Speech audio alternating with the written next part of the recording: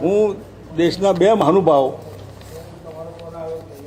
નરેન્દ્રભાઈ અને અમિતભાઈ એમને કહીશ કે તમે આ પ્રમાણે ગુજરાતની જનતાનું ભલું ઈચ્છતા હો તો ચોરી છુપીથી લોકો પીવે છે, ખરાબ પીને મરી જાય છે, નાની ઉંમરની બહેનો વિધવા થાય છે અને બુટલેગરો બેફામ થઈને કરપ્શન અધિકારીઓ ગોડફાધરો એમના એ બધામાંથી બચાવવા માટે ગુજરાતની આબાદી સારી રીતે આ સમજે કે ભાઈ અમારા ભલા માટે આ પોલિટિકલ ઇસ્યુ છે જ નહીં આ.